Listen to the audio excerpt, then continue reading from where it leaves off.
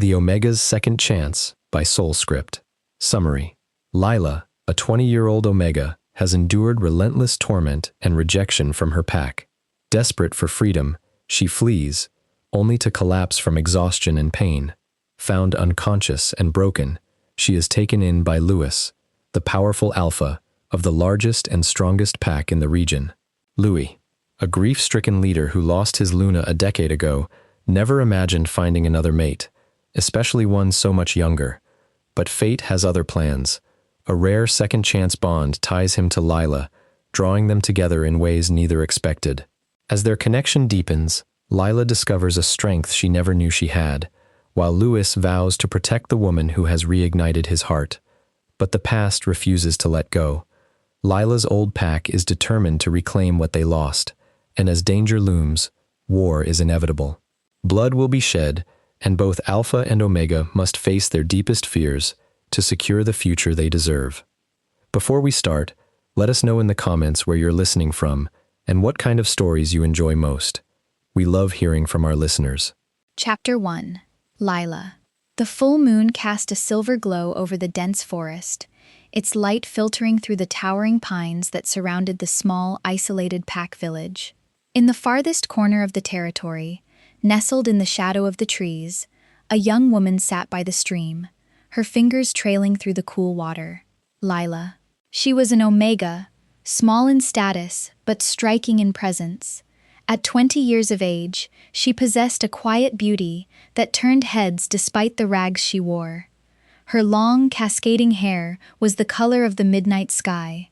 Her eyes, a deep and haunting shade of gold, held an otherworldly glow, framed by thick lashes that added to her ethereal allure. Her skin, pale as winter snow, bore a softness untouched by time, though scars marred the once perfect surface, a cruel testament to her existence within the pack. She had no family, no protector, no home that truly welcomed her. Her parents had been taken from her when she was just a pup, barely old enough to shift. The memory of that night remained etched in her soul, a scar far deeper than those that marked her skin. The rogues had come under the cover of darkness, their howls splitting the night like the wail of the damned. Her father, a fierce warrior, had fought with all his strength, his silver fur a blur of movement as he cut down his enemies.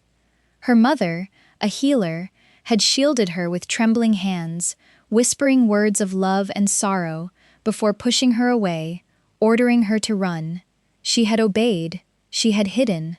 And when dawn broke, she had emerged from the hollow of a fallen tree, her small body shaking as she stumbled back to the village, only to find the bodies of her parents lying motionless on the blood-stained ground. Their sacrifice had saved her, but no one in the pack had stepped forward to take her in. She was left to fend for herself, an orphaned Omega among wolves who saw her as nothing more than a burden. The years had not been kind. She had grown up in the shadows, scraping by on whatever scraps she could find, enduring the cold stares and whispered insults of those who should have been her family. The hierarchy of the pack dictated strength, and as an Omega with no allies, she had none. But despite it all, she had endured, she had survived. The wind stirred, carrying the scent of the pack's village, the distant laughter of warriors and their mates reminding her of the life she had been denied. Lila exhaled, pressing a hand to her chest where a dull ache settled, a longing for something more, something she had never been given, a home, a family, a place to belong. But for an Omega like her, such dreams were nothing more than fragile, fleeting wishes upon the wind. Chapter 2. The Omega's Torment. The morning air was crisp, but Lila felt none of its refreshing embrace. Pain radiated through her body, a constant companion she had long since learned to endure. The bruises from her last punishments had barely begun to fade, and she knew she would get new ones soon enough. "Faster, Omega!" A sharp voice cracked through the air like a whip. Lila flinched as a harsh shove sent her tumbling to the ground, her hands scraping against the dirt. Laughter erupted around her, a cruel symphony she had grown used to. I'm sorry," she whispered, scrambling to her feet, her voice barely above a breath. A tall warrior sneered down at her. Pathetic. You can't even carry a few crates without collapsing. Maybe we should just get rid of you. A weak Omega like you is a disgrace to the pack. Lila bit her lip, holding back the retort that burned her tongue. Speaking out only made things worse. She had learned that lesson well. Instead, she picked up the fallen wooden crate, her arms trembling as she struggled to balance its weight. "Move!" another voice snapped, followed by a swift kick to her ribs. The pain was sharp, a fiery explosion beneath her skin. She gasped, but didn't cry out. Crying only made them laugh. "Useless," the warrior muttered, turning away. "Hurry up and finish before the Alpha sees how worthless you are." Lila clenched her jaw and forced herself forward. The village square was bustling with wolves, preparing for an upcoming feast, one she would never partake in. She would be working through the night, scrubbing floors and cleaning dishes, while the pack indulged in food she was forbidden to touch. As she reached the storage shed, a familiar voice called her name, mockingly sweet. "Lila, darling." She turned slowly, her stomach nodding at the sight of Mira, the beta's sister, flanked by two other she-wolves. Mira's golden hair cascaded in perfect curls, her beauty a stark contrast to Lila's frail form. But her beauty was laced with venom, her lips curling in a smirk as she approached. "Are you excited for tonight's feast?" Mira asked, her voice dripping with fake kindness. Lila remained silent. "Oh, that's right," she continued with a giggle. "You won't be there. Poor little Omega, always in the shadows." One of the other girls snickered. "Maybe she can eat the scraps. Like the mutt she is." Heat crawled up Lila's neck, but she refused to let them see her anger. That only made the punishment worse. She lowered her gaze. "I have work to do." Mira's expression darkened. "Did I say you could leave?" Before she could react, Mira's claws shot out, slashing across her arm. The sting was immediate, a searing line of pain that had Lila biting her lip to keep from crying out. Blood welled at the surface, trickling down her pale skin. "Oops," Mira said, feigning innocence. "You really should be more careful." Lila swallowed hard. She wanted to run, to escape, but there was nowhere to go. This was her life, one of suffering, of fear, of pain, and deep down, she knew that as long as she remained in this pack, it would never change. That evening, as the pack gathered in the grand hall for the feast, Lila worked tirelessly in the kitchen, scrubbing pots and pans, while the scent of roasted meat and freshly baked bread filled the air. Her stomach ached with hunger, but she dared not take even a crumb. "Faster, Omega," the head cook barked, throwing a dirty plate onto the pile beside her. "The feast won't wait for your lazy hands." Lila scrubbed harder, her fingers raw from hours of work. The sounds of laughter and merriment, from the hall beyond the kitchen walls, were a cruel reminder of her place. A sudden clatter echoed through the kitchen as one of the younger servants dropped a tray. The silverware scattered across the floor, and before Lila could move, a hand grasped her hair and yanked her back. "Did you do this?" The head cook's voice was sharp with anger. "No," Lila stammered, shaking her head, but it didn't matter.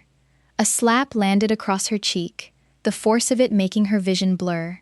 The kitchen fell silent, the other servants staring, but doing nothing to intervene. "Clean it up," the cook snapped, releasing her. "And don't let me see another mistake, or you'll regret it." Lila didn't argue.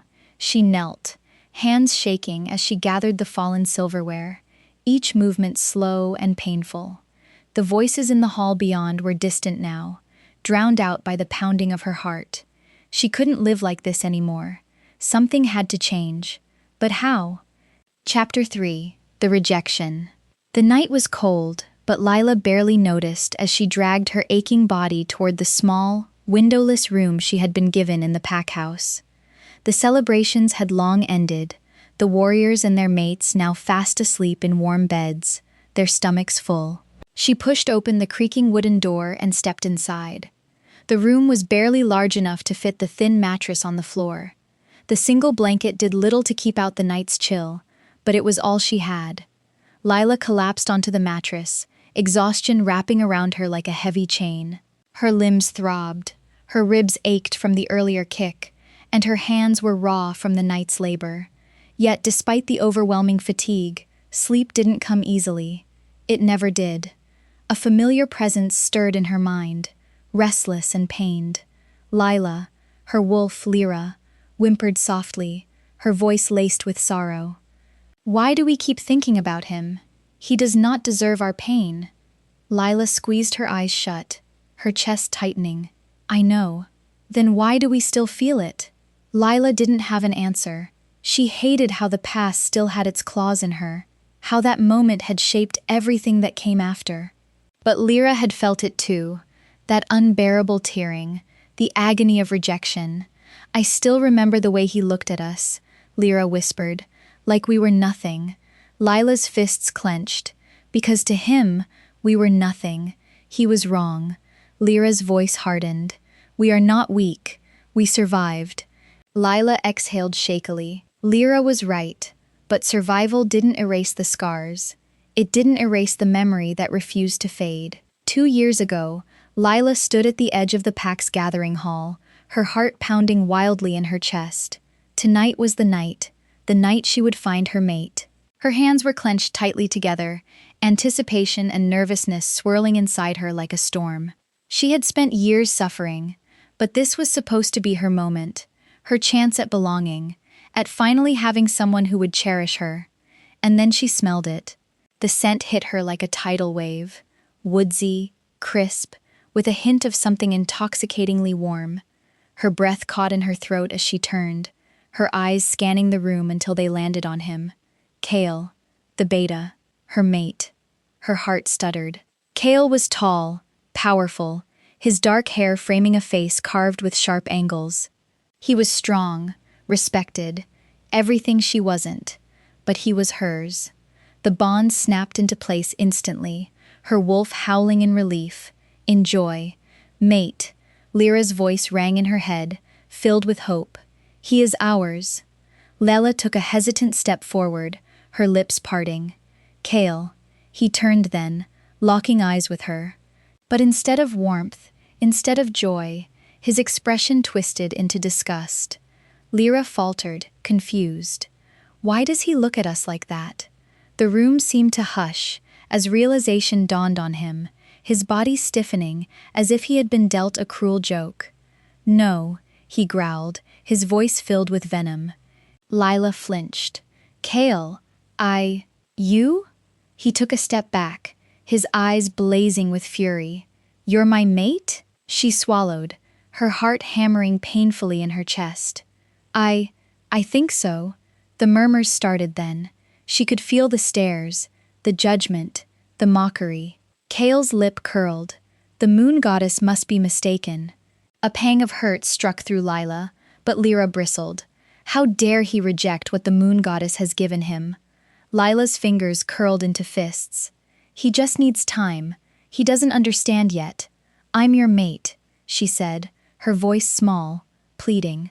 "Kale, please. Do you honestly think I would accept you?" He spat, his voice echoing in the silent hall.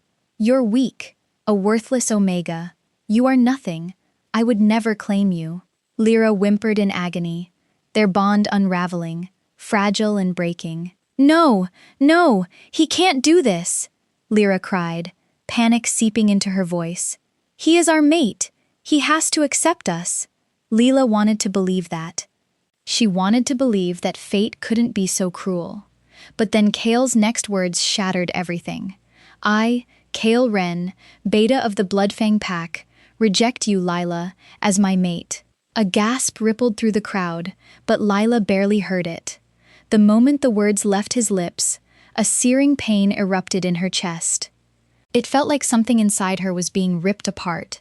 She clutched at her heart, gasping for breath, her knees buckling beneath her. Lyra howled in agony, the pain so overwhelming that she recoiled deep into Lila's mind, retreating from the unbearable loss. Kale looked down at her, unbothered, unaffected. "I'd rather die than be bonded to someone as pathetic as you." And just like that, He turned and walked away, leaving her on the cold, hard ground, humiliated, rejected, and utterly alone. Present day. A sharp pain twisted in Lila's chest as she jolted awake, her breaths ragged. Even now, 2 years later, the memory still haunted her, still clung to her like an unshakable shadow. The bond may have been severed, but the wound never fully healed. It never would. Lyra stirred in her mind, quieter now, but present.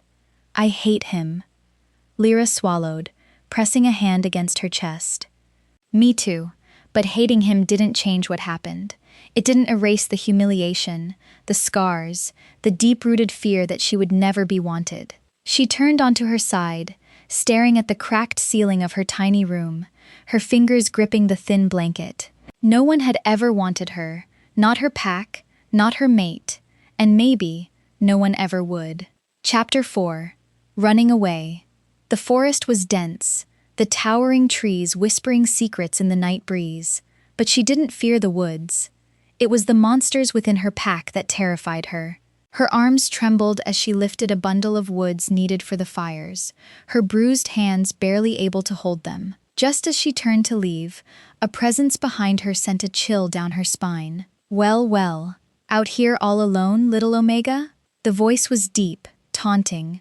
Her blood ran cold as she turned, coming face to face with Kale, the beta, her mate who had rejected her, the one who had humiliated her, the one who, even after stripping her of their bond, still seemed to take pleasure in her suffering. Lila's grip on the wood tightened, her heart hammering. I need to go. Kale smirked, stepping closer. Now, what's the rush? His eyes gleamed in the moonlight, filled with something dark, something cruel. You know, I've been thinking about you, about how much of a waste it is for a pretty thing like you to be rotting away as a useless Omega. She took a step back, but he was faster, grabbing her wrist in a bruising grip.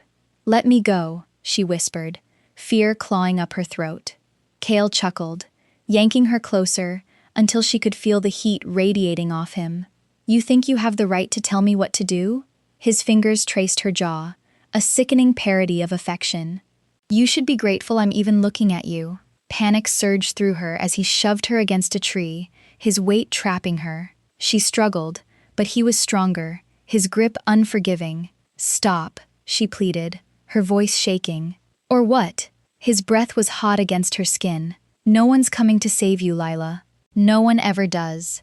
Terror consumed her, but deep within, something else stirred, something primal, something desperate.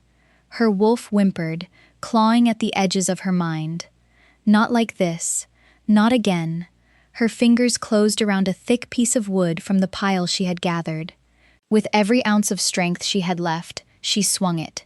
Crack! The impact was brutal, splitting the skin on Kale's forehead.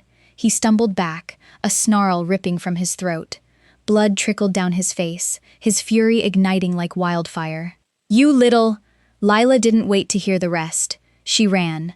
The woods became a blur as she pushed her body forward, branches scratching at her skin, her lungs burning with every breath. Behind her, she could hear Kale cursing, the sound of his pursuit filling her ears. Run! Run! Run! Her wolf howled inside her, the instinct to survive taking over. Fear and adrenaline surged through her veins, her feet barely touching the ground. But exhaustion clung to her, her body screaming in protest. She had endured years of abuse. She wasn't strong enough, wasn't fast enough. Then she felt it, the shift. It started as a fire beneath her skin, an agonizing pull that sent her stumbling. Her body trembled, her vision blurred. She had never willingly shifted before. Her pack had made sure she never trained, never grew stronger. But now, her wolf was taking over.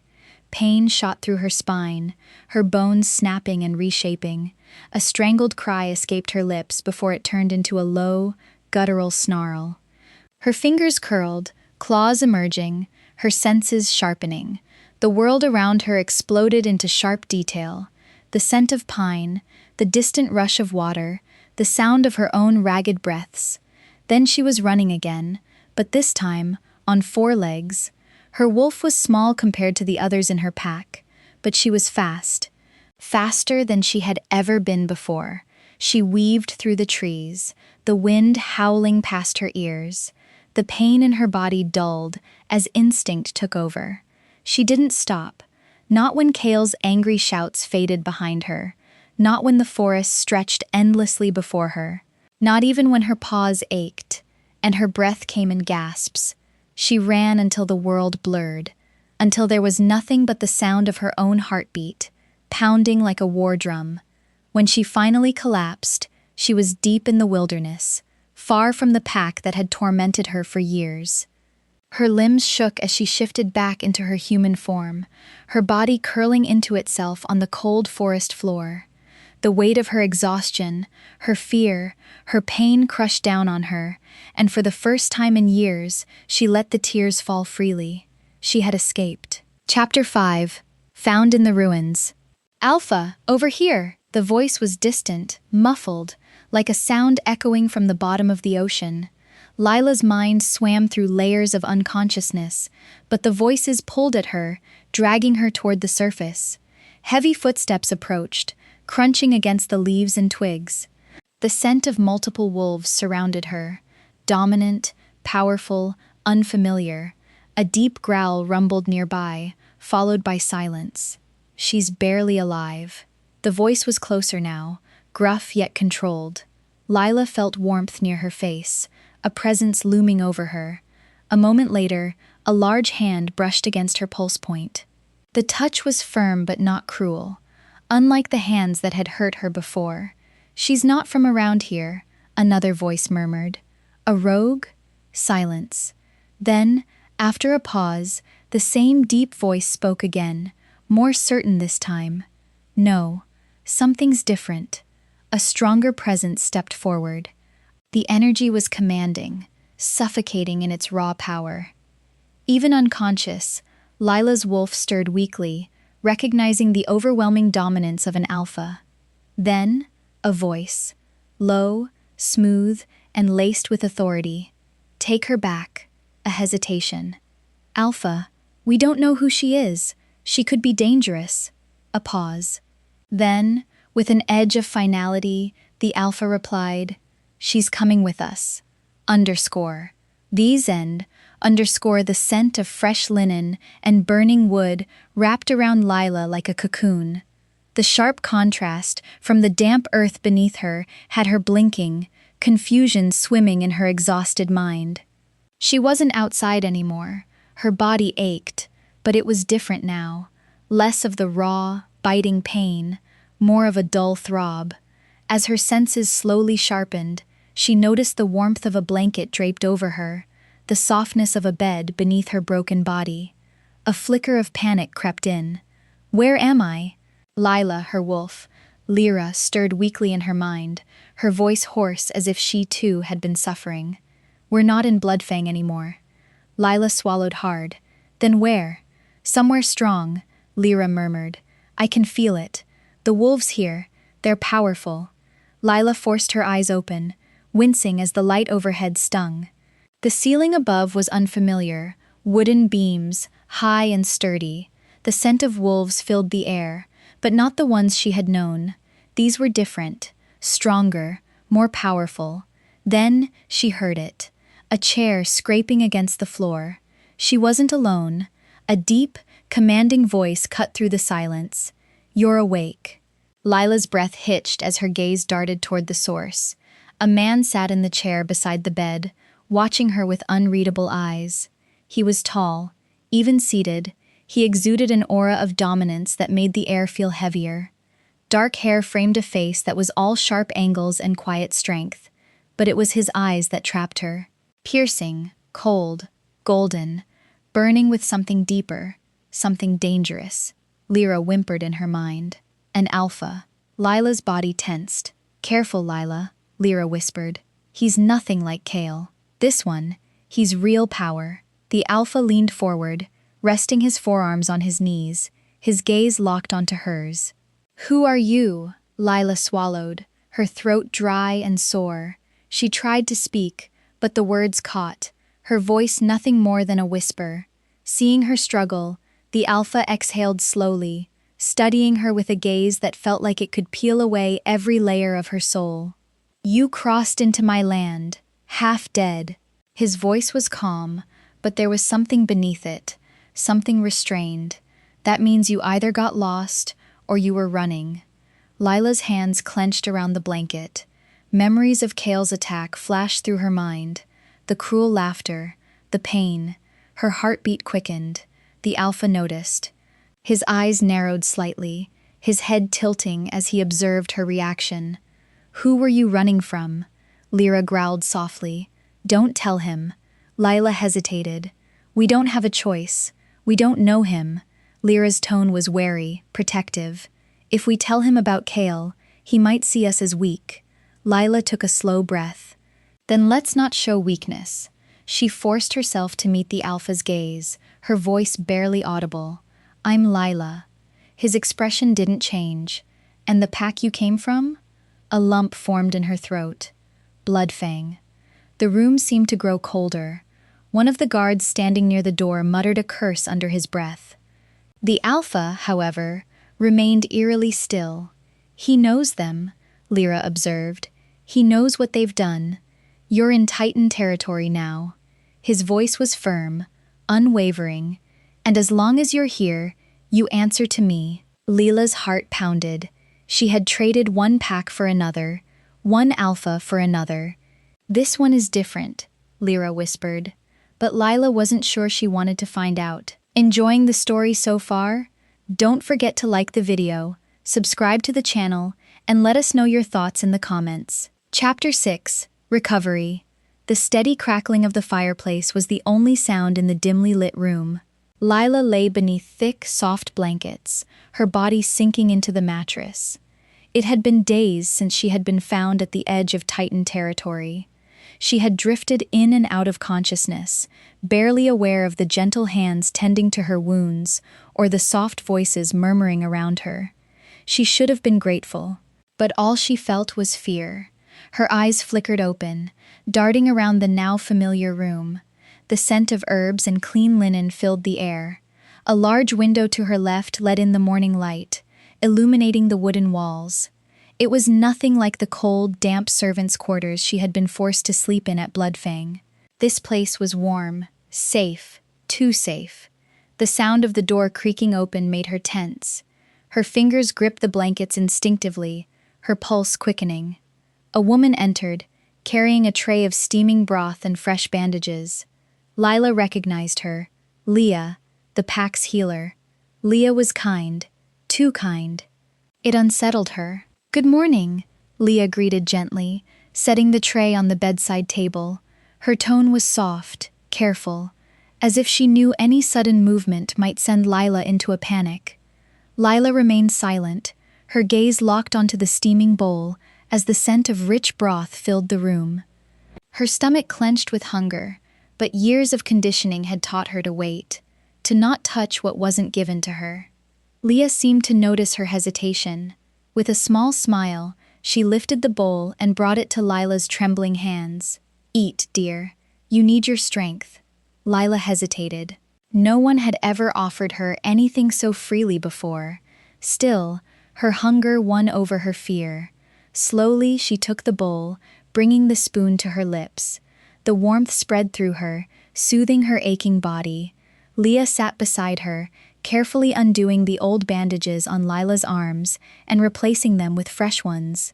"Your wounds are healing well," she said gently. "You're strong, strong," Lila almost laughed. If she were strong, she wouldn't have spent her life being beaten down. If she were strong, Kale wouldn't have been able to shatter her so easily. She said nothing, instead focusing on the broth, letting the silence stretch between them. Later that day, after Leah had left, Lila sat up in bed, staring at the fireplace, lost in thought. Despite her physical wounds mending, the ones inside her still festered. This pack was different. No one had raised a hand against her. No one had sneered at her presence. But that didn't mean she was safe. She wouldn't be staying. She couldn't. Her fingers curled into the blanket. She had to leave before she grew too used to this warmth. before she started believing she deserved it. The sound of voices outside her door made her stiffen. She recognized one instantly, deep, authoritative. Louis. Curious, she swung her legs over the bed, padding silently toward the door. She pressed her ear against the wood, listening. "She's malnourished," Leah's voice murmured. "Her wounds are deep, some old, some fresh. The scarring, I think it's been happening for years, Alpha. I don't know how she survived for so long." Lila's breath caught in her throat. Shame burned through her as her hands trembled against the doorframe. Leah hesitated before speaking again, her voice quieter now. "Alpha, I believe she may have been through something traumatic." Then came Louis's voice, sharp with fury. "They did this to one of their own?" She heard something slam against the wall. A fist, perhaps. His voice lowered into a dangerous growl. "A pack is supposed to protect its members, not destroy them." There was silence before he spoke again, quieter this time. "She will get everything she needs. I don't care how long it takes. Make sure she recovers." Lila's chest tightened. No one had ever spoken about her like that before. No one had ever cared. She stepped back from the door, her mind spinning. Louis was not like her Alpha. His power was undeniable, yet he had shown her nothing but patience. For the first time in years, something unfamiliar stirred within her. Hope. But could she trust it? Chapter 7. Alpha Louis. Louis stormed out of the pack hospital, his fists clenched so tightly that his knuckles turned white. Rage burned in his chest, a molten fire threatening to consume him whole. His breathing was sharp, ragged, barely restrained as Leah's words echoed in his mind. Lila had suffered, not just neglect, not just mistreatment, abuse, the kind of cruelty that left invisible scars, the kind that stripped someone of their dignity, crushed their spirit, and left them hollow. Why does it feel like this? He couldn't explain the violent reaction twisting inside him. He had heard of injustices before, had punished those who dared mistreat the weak, yet the thought of her suffering made his control snap. "Because this is personal," his wolf Lou snarled in his mind. "She's under our protection now. They hurt her, and we will make them pay." Louis's boots pounded against the dirt path as he made his way toward the training grounds, every step fueled by unrelenting fury. His hands itched to strike something, to feel the satisfying crunch of bone beneath his knuckles. He had fought in wars, led warriors into battle, and crushed enemies without hesitation. But this was different. This wasn't about a threat to his pack or an enemy on the battlefield. This was about a broken girl with golden eyes who had suffered at the hands of the very people meant to protect her. He had to do something. A snarl ripped from his throat as he swung his fist into the nearest tree. The bark splintered on impact, sending shards flying as his knuckles cracked against the wood. Pain lanced through his hand, but it was a dull sensation, drowned out by the roaring inferno inside him. He braced himself against the trunk, his breath coming in sharp bursts, his mind racing with images of Lila, small, frail, covered in bruises. The haunted look in her eyes, the way she flinched when someone got too close. It made his blood boil. His wolf growled, his presence a feral storm inside Louis's mind. They broke her. Not anymore. Louis exhaled sharply, pushing off the ruined tree. He needed to move. Staying still would only let the fury fester, growing into something even darker. Without another thought, he ripped off his shirt and let the shift take him. His bones snapped, reshaping, his muscles stretching, as his black fur burst free. His claws dug into the earth, his lungs expanding as his wolf took control. And then he ran. The night air cut through his thick coat as he sprinted through the forest, the wind howling past him. But no matter how fast he ran, he couldn't outrun the fire raging inside him. "They will suffer." Lou's voice was low, dangerous. "Every single one of them." Louis agreed, pushing himself harder, leaping over fallen logs and weaving through the trees. He couldn't change the past. He couldn't take away what had been done to her, but he could make sure they paid for it. And he would. Chapter 8. The pull. Louis stood at the edge of the training grounds, arms crossed over his broad chest, as his warriors sparred under the moonlight. He was supposed to be evaluating them, critiquing their forms, but his mind was elsewhere. His gaze kept drifting toward the pack house. Toward her, Lila.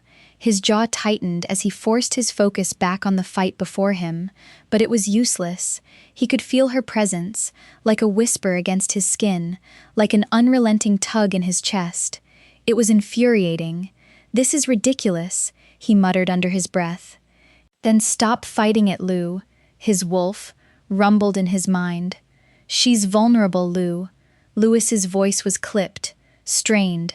"The last thing she needs is me watching her like a possessive fool. And yet, you can't stop, can you?" Lou's tone was smug. Louis growled low in his throat. His wolf was right. He had been watching Lila more often than he cared to admit. From the moment she had been brought into his pack, bruised and broken, something inside him had stirred. Something deep, something dangerous. He had tried to convince himself it was pity, nothing more than a righteous fury at what had been done to her. But as the days passed, and she began to heal, he knew better. It wasn't just pity, it was something more, and he hated it. "She's not ours," Louis snapped at his wolf, trying to shut down the dangerous thought before it could fully form. Lou growled, restless. "You're lying to yourself." Louis clenched his fists, his patience thinning. He had spent years locking his heart away, ensuring no one would ever breach the walls he had built. He had lost her, his Luna, his heart, his purpose. The moon goddess had taken her from him, and he had sworn never to feel that kind of pain again. And yet, the sight of Lila stepping onto the pack house balcony made his breath hitch. She didn't see him. She was staring up at the sky, her face tilted toward the moon, lost in thought. Something in his chest tightened painfully. "Stop this," he told himself. "Stop looking at her like that." But he couldn't, and he hated himself for it. Lila tightened the blanket around her shoulders, her fingers gripping the fabric as she stared at the night sky. The cool air kissed her skin, a sharp contrast to the warmth of the pack house behind her. She should go back inside. She should rest. But she couldn't shake the feeling that someone was watching her. Her heart quickened, her instincts stirring as she let her gaze drift toward the training grounds. She couldn't see much in the dim light, but she knew he was there. Louis. Her stomach twisted at the thought of him. He was an enigma, silent, brooding, always watching but never approaching. He made no demands of her, didn't force her to speak, didn't push for anything she wasn't ready to give. He was a mystery, wrapped in an ironclad exterior, a storm trapped inside a man. And yet, despite his cold demeanor, she felt something when he was near. A pull, strong and magnetic, like the universe itself was trying to bring them closer. "Do you feel it?" Lyra, her wolf, whispered in her mind. Lila swallowed hard. "I don't know what you're talking about." Lyra huffed. "Liar. You know exactly what I mean. Every time he's near, our heart races. Every time he looks at us, we feel safe, safe." The word made Lila's throat tighten. She had never known safety. She had never had anyone who truly saw her, who cared if she lived or died. She had spent her life being ignored, beaten down, cast aside. But Louis, he was different. She didn't understand why. But when he was near, the fear that constantly coiled inside her chest seemed to loosen, just a little. "No," she whispered to her wolf. "We can't feel that way. We can't trust anyone." Lyra whined, but didn't argue. They had learned their lesson the hard way. Trust was a weakness. Hope was a lie. And yet, no matter how much Lila tried to convince herself otherwise, she knew the truth. She was drawn to him. Chapter 9. The Second Chance Mate. Louis found himself standing in a clearing bathed in moonlight. The trees swayed gently, whispering secrets only the wind could hear. The scent of wildflowers filled the air, a scent that tugged at something deep inside him, something painful, something achingly familiar. Then he saw her, Elena. His breath caught in his throat as his late Luna stood before him, just as he remembered her. Her blue eyes, filled with warmth, watched him with a sadness he couldn't understand. She wore the same flowing white gown from the night before she was taken from him. Elena. His voice cracked as he stepped toward her, his fingers aching to touch her. She smiled, but it wasn't the smile he knew. It was soft but laced with sorrow. Louis. He reached for her, but his fingers met nothing but air. Elena. His throat closed up, emotion choking him. She tilted her head, studying him with quiet understanding. It's time. His brows furrowed. Time for what? To let go. Louis stiffened, his body locking into place. No, I can't. His hands clenched into fists. You were taken from me. I can't just. You must. Her voice was gentle but firm. The moon goddess never intended for you to be alone forever. She has given you another chance. A sharp pain spread through his chest. No one could ever replace you. Her gaze softened. She's not meant to replace me. Louis shook his head, his jaw tightening as a storm of emotions raged inside him. Then why is she here? His voice was barely above a whisper. Why would the moon goddess give me another mate when my heart still belongs to you? Elena took a step closer, her presence like a fading warmth against the cold emptiness in his chest. Because your heart is still beating, Louis. His breath hitched. She smiled, a bittersweet curve of her lips. Because you're still here, and she needs you. Louis swallowed hard, his throat burning. I don't know how to love someone else. Elena reached out, as if to touch his face, but her fingers passed through him like mist. Then don't think of it as replacing me. Her blue eyes shimmered, filled with something he hadn't seen in so long. Hope. Think of it as honoring the love we had, by not letting it be the end of you. Louis exhaled shakily, his body trembling under the weight of his grief. I don't know if I can. Elena's voice softened. You can. She stepped back, her form beginning to fade into the light. And when the time comes, when you finally let her in, you'll realize that love was never meant to be a prison, Louis. His heart clenched. Elena. She gave him one last, gentle smile. Live, my love. Don't just survive. The wind picked up, swirling around them. The moon above glowed brighter, and suddenly, the clearing shifted. The scent of wildflowers faded, replaced by something else, something he had smelled before. Then, he saw her. Lila, bruised, fragile, but standing tall despite the weight of her past. A pulse of energy rippled through him, raw and undeniable. His wolf, Lou, howled inside his mind, the sound vibrating through his very soul. Mate. The moment the word echoed in his mind, the dream shattered. Louis's eyes snapped open, his body slick with sweat. His breathing was ragged, his heart hammering against his ribs like a war drum. He sat up in bed, pressing a trembling hand to his chest. Lila. The truth hit him like a thunderclap. Lila was his second chance mate, and he had been trying to fight it. Lila's dream. Lila tossed and turned, trapped in a dream she didn't understand.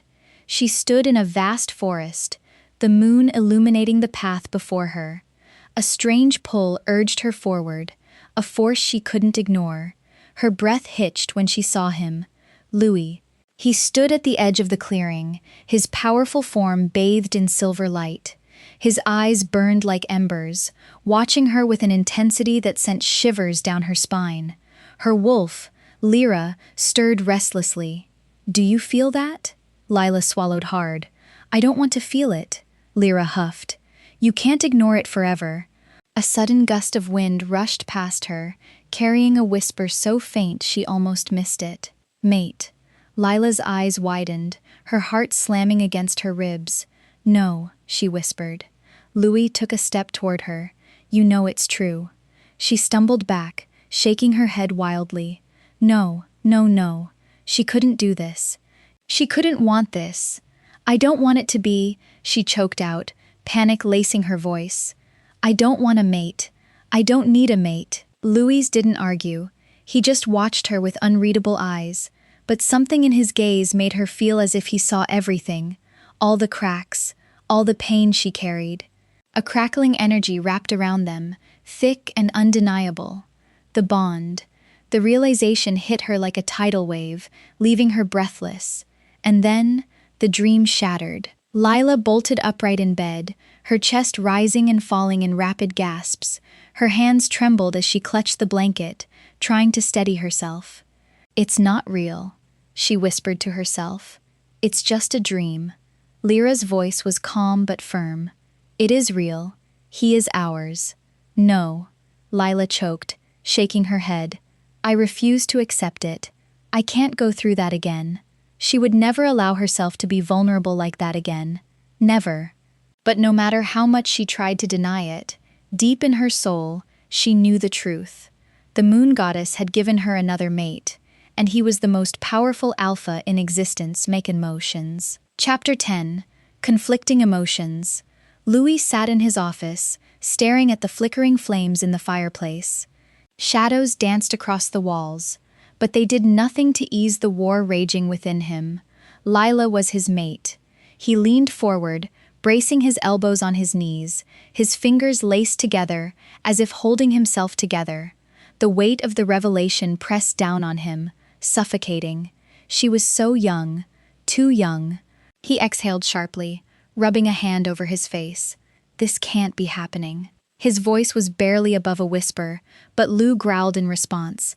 "It is happening. You can't deny it." Louis clenched his fists. "She's too young for me, Lou. I'm twice her age. What kind of mate would that make me?" His wolf scoffed. "Age means nothing to the bond. The moon goddess doesn't make mistakes." Louis let out a bitter laugh. "Doesn't she? Then why give me another mate after taking Elena from me? Why give me someone so young, so fragile, when all I know is war and loss?" Lou was silent for a long moment before his voice softened. "Because she needs us, and we need her." Louis shot up from his chair, the need to escape pressing against his ribs. The walls of his office suddenly felt too small, the air too thick. He needed space.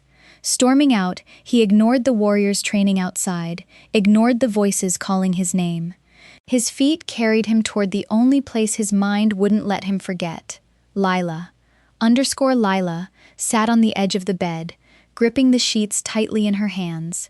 Her breath came fast, her entire body tense as she tried to push the dream, the truth, out of her mind. Louis was her mate. She had felt it the moment she had seen him in her dreams. The bond thrummed through her veins, undeniable and terrifying. "Mates," Lyra whispered, her voice filled with longing. Lila clenched her jaw. "No, we can't do this. I won't go through that again.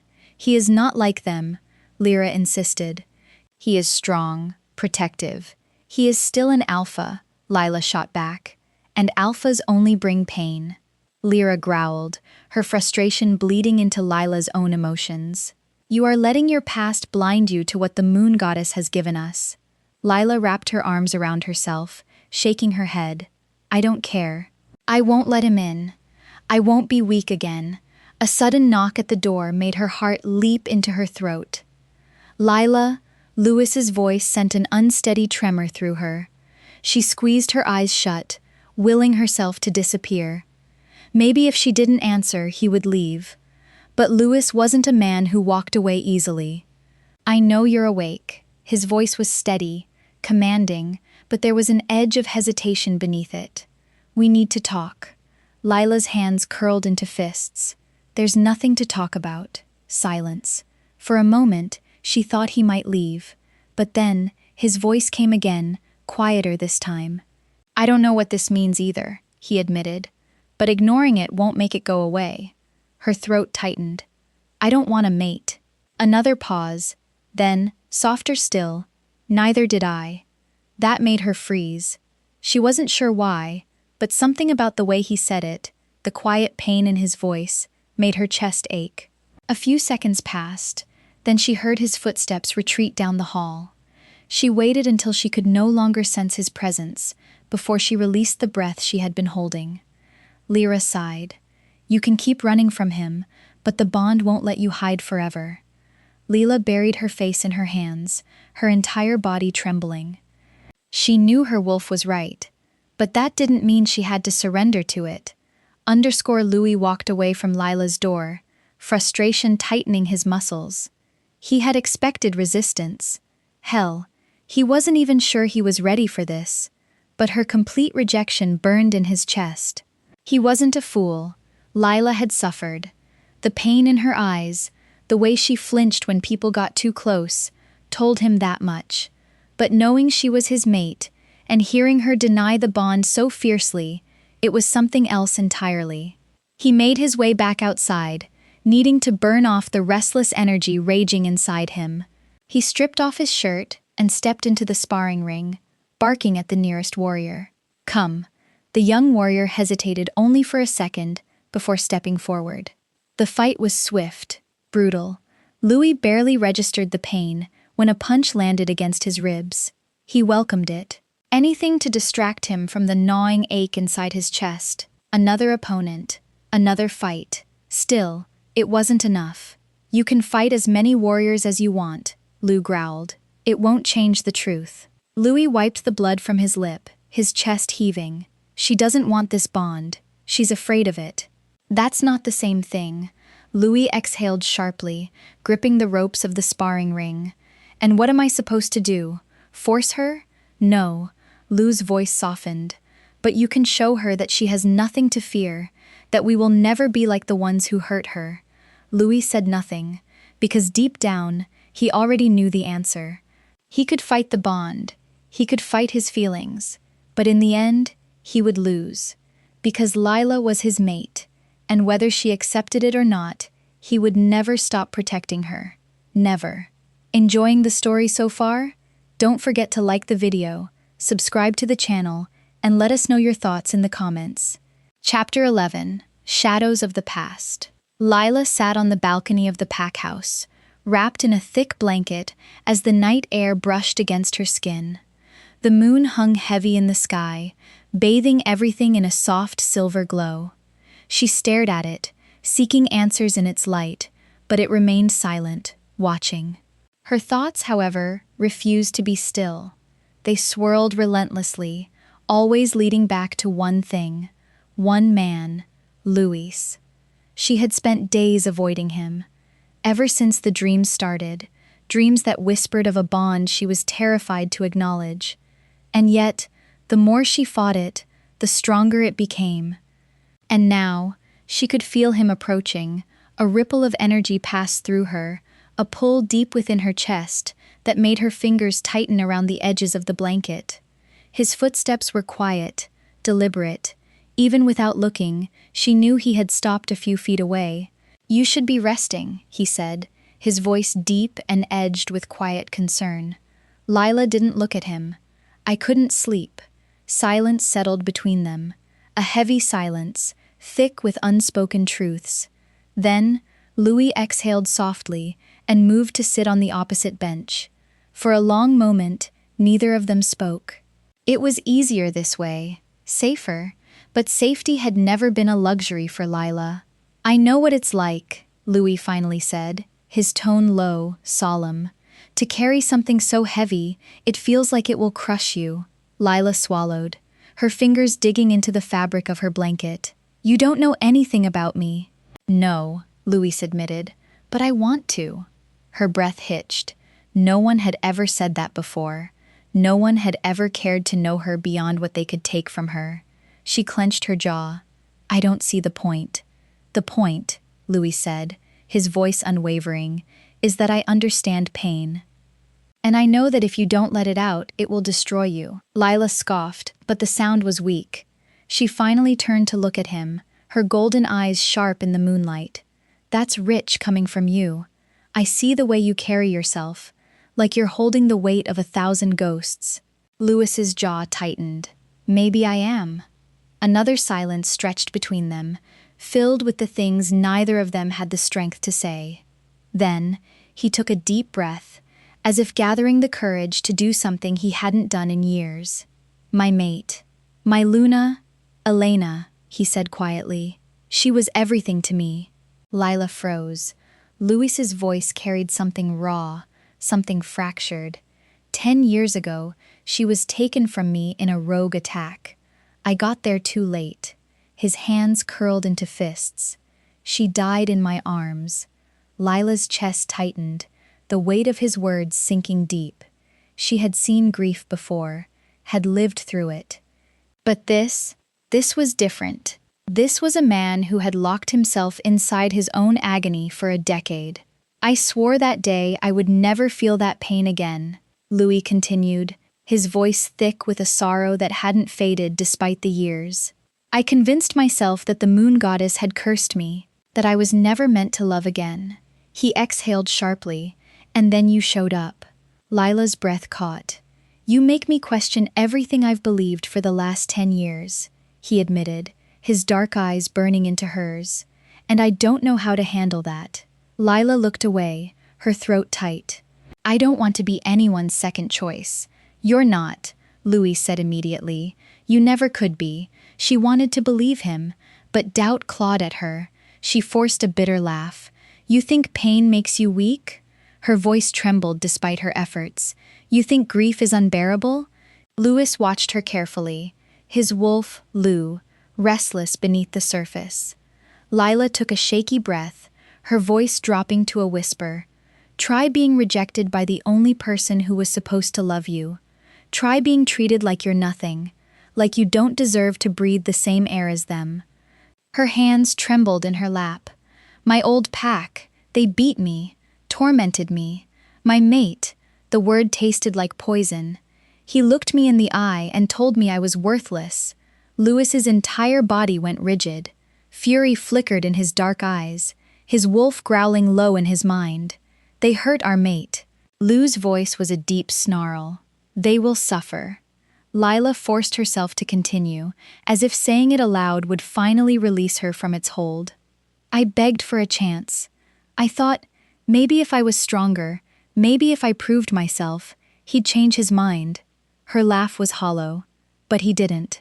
He rejected me in front of the entire pack, humiliated me, left me there to rot. Louis's hands were clenched so tightly his nails threatened to pierce his skin. His wolf raged inside him, demanding vengeance. Lila, he said, his voice low but intense. They will pay for what they did to you. She shook her head. I don't need you to fight my battles. I know. His expression softened. But I need you to know that you never have to fight them alone again. Lila stared at him, searching for deceit, but found none. Just quiet strength and something she couldn't name. She shivered. Not from the cold, but from the realization that Louis, this powerful, broken alpha, understood her pain in a way no one else ever had. Louis hesitated, then reached out, his fingers brushing over hers. The touch was light, hesitant. A question, not a demand. You are not nothing, he murmured. You never were. A lump formed in her throat. She wanted to pull away, to push him away, but for the first time in years, she felt something other than fear. She felt seen. The bond pulsed between them, undeniable, unbreakable. For the first time, Lila allowed herself to wonder, maybe she wasn't alone after all. Chapter 12. Acceptance. The fire flickered softly in Louise's office, casting golden light across the room. The warmth filled the space, yet Lila still clung to the blanket wrapped around her shoulders, as if it were the only shield she had left. She curled her fingers into the fabric, gripping it tightly even as she knew, deep down, there was no real danger here. Not anymore. Louis sat across from her, his dark eyes unreadable as he studied her. His presence was like a storm waiting to break, restrained power coiled beneath the surface. Yet, despite his strength, he had never once tried to force her into anything, never demanded that she accept him, or the bond between them. That, more than anything, unsettled her, because she could feel it, the pull, the slow unraveling of the walls she had spent years building, the part of her that wanted to trust. Lila inhaled deeply, steadying herself before finally speaking. I don't understand this, Louis.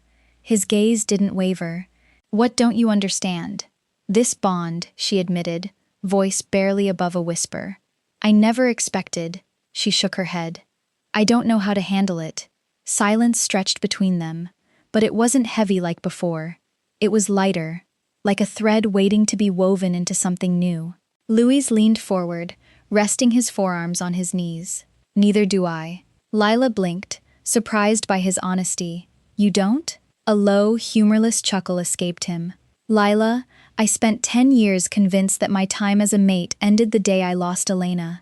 I thought the moon goddess had abandoned me, that I would never feel anything again." His jaw tensed. "And then you came into my life." Her throat tightened. Louis exhaled, running a hand through his dark hair. "I won't lie to you. I fought it at first. I told myself it was a mistake, that it was impossible." His eyes met hers again, unwavering, determined. "But I was wrong."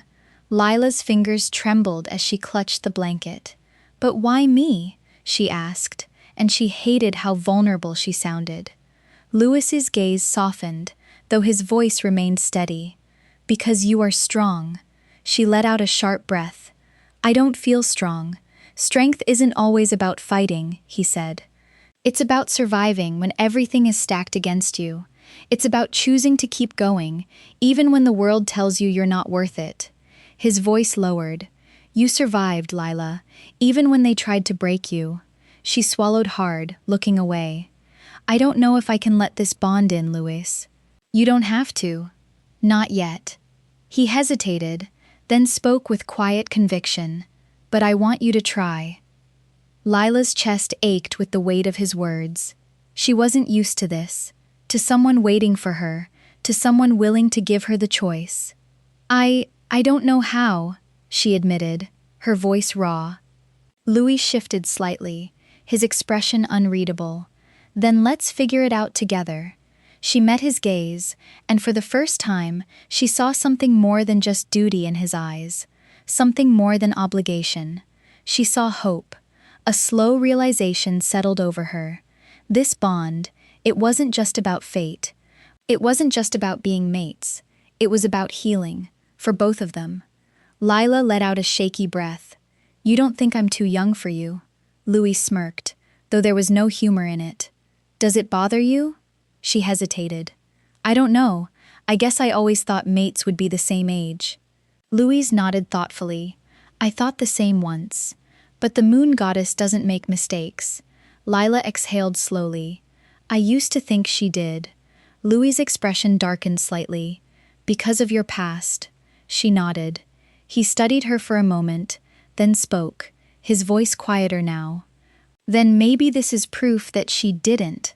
Lila looked at him, searching his face for doubt. But there was none. Louis was serious.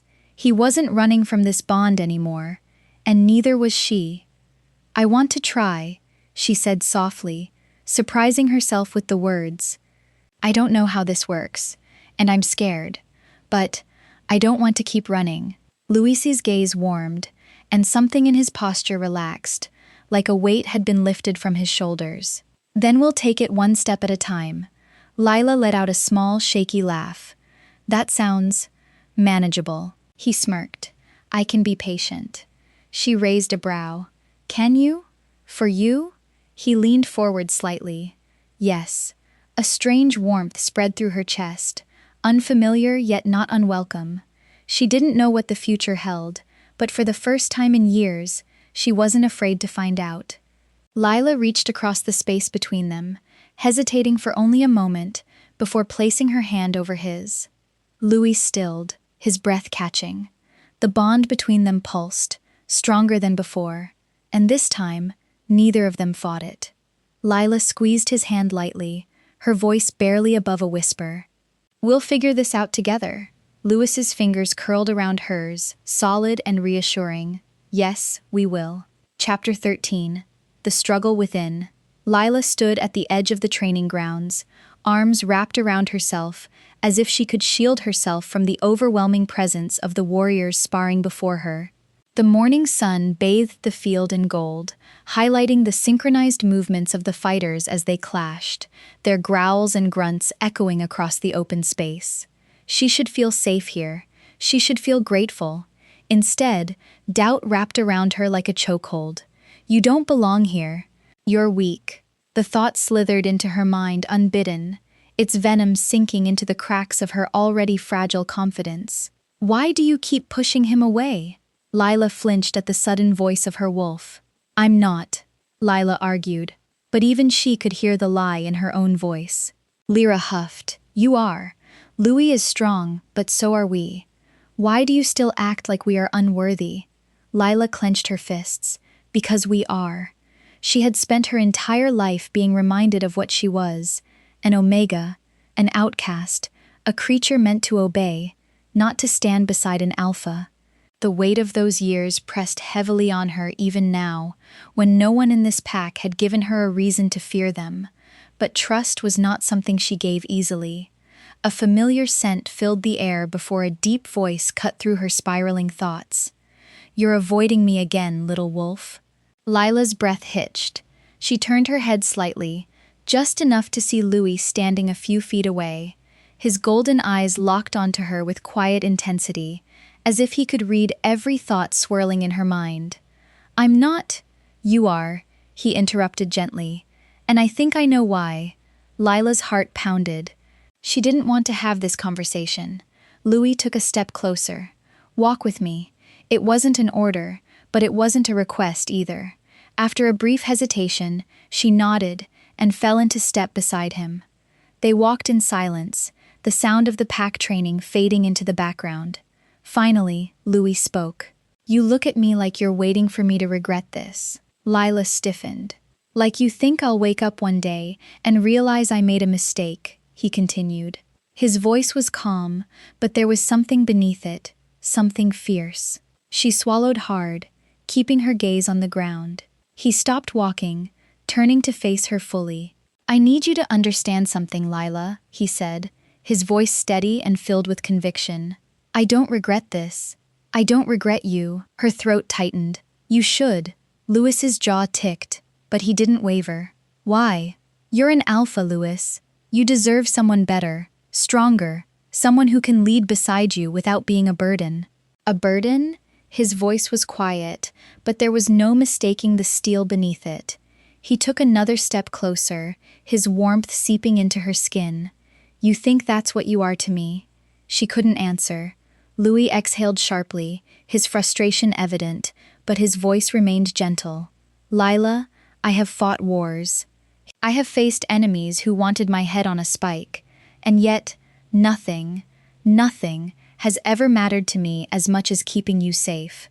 Do you know why? Her chest ached. Because of the mate bond. No, he said firmly. Because of you. Because even after everything you've been through, you're still standing. Because despite the pain you carry, you still care. Because I see strength in you, even when you refuse to see it in yourself. Lila's breath hitched. His words wrapped around her like a shield, pressing against the walls she had spent years building. He means it, Lyra whispered. He truly sees us. Tears burned behind Lila's eyes, but she forced them back. Louis studied her for a long moment before speaking again. You don't have to believe me yet, he said softly, but I'll keep showing you until you do.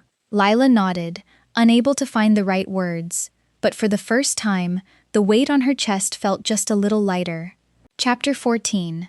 A New Pack Life. Lila stood at the edge of the training grounds, her arms crossed as she observed the pack members moving in perfect synchronization. The crisp morning air was filled with the sounds of sparring, grunts of exertion, and the occasional bursts of laughter. It was a stark contrast to the brutal, punishing training she had endured in her old pack, where an Omega's failure was met with ridicule, not encouragement. They look at us like we belong, Lyra murmured in her mind, her voice both hesitant and hopeful. Lila swallowed. Because they don't know the truth yet. Lyra huffed. And what truth is that? That we're stronger than they realize? Lila looked away. She wanted to believe that. She wanted to let herself sink into the warmth of this pack's acceptance. But years of rejection had taught her that safety was fleeting, that kindness could be stripped away the moment someone decided she was no longer worth it. But even as doubt whispered in the back of her mind, she couldn't deny the way her chest felt just a little lighter when someone greeted her with a smile instead of a sneer. Over the next few days, Lila found herself slowly adjusting. The pack house bustled with life, wolves moving with purpose, omegas working with pride instead of fear. She had been given her own room, a space far bigger than the tiny, suffocating storage closet she had once called home. She was still wary, still hesitant, but when a kind-faced omega named Maya approached her one morning, Lila didn't flinch away. "Lila," Maya greeted, holding out a neatly folded bundle of clothes. "Training gear," Lila blinked. "Training?" Maya nodded. "You're part of the pack now, and every wolf here learns to defend themselves. Louis asked us to make sure you were comfortable, but if you're willing, I'd love to train with you." Lila hesitated, her fingers tightening around the fabric. Training, in her old pack, had been a punishment, a reminder of her inferiority. She had been thrown into the dirt, forced to endure beatings under the guise of strengthening her. She still had the scars to prove it. Maya must have noticed her tension because she softened her voice. "It's not like that here, I promise, but if you change your mind, I'll be waiting." Lila didn't respond, but the next morning, she found herself standing at the training field's edge, watching the wolves move in fluid, powerful formations. "Decided to join us?" She turned at the sound of Louis's voice. He stood beside her, his expression unreadable, but there was a flicker of something warm in his golden eyes. I don't know if I should," she admitted. "You don't have to." He tilted his head. "But I think you'd surprise yourself." Lila exhaled, rubbing her wrist. "I was never allowed to fight." Louis's expression darkened. "Then they were fools." He held out his hand. "Come, let me teach you." Lila hesitated. Lyra's voice was a whisper in her mind. "Take it." Lila swallowed and stepped forward. Louis guided her through the basics, his movements controlled and steady. He never rushed her, never barked orders, just showed her how to move, how to balance, how to strike without hesitation. "Good," he murmured, as he adjusted her stance from behind, his warmth seeping into her skin. "You're stronger than you think, little wolf." Lila's breath hitched, but she forced herself to focus. Days passed, and Lila found herself returning to the training grounds, sparring with the omegas, learning how to fight alongside them. They never mocked her when she stumbled, never laughed at her mistakes. They encouraged her, celebrated her victories, even the small ones. She started sparring with Louis too. He never went easy on her, but he had a way of teasing her, pulling her out of her own head. "You'll have to do better than that," he smirked after dodging one of her punches. Lila narrowed her eyes, determination flaring in her chest. "Give me time." Louis chuckled. "That's my girl." She froze. Louis didn't take the words back. Instead, he waited, watching her. Something inside her softened his. That night, Lila stood alone beneath the moon, her hands bruised, but her heart lighter than it had been in years. The wind rustled through the trees, cool against her heated skin. "You feel it, don't you?" Lyra's voice was gentle. Lila hesitated. "Feel what?" "Home." Lila closed her eyes, inhaling deeply. Maybe, for the first time, she did. Chapter 15. The Omega's Strength. "Focus, little wolf."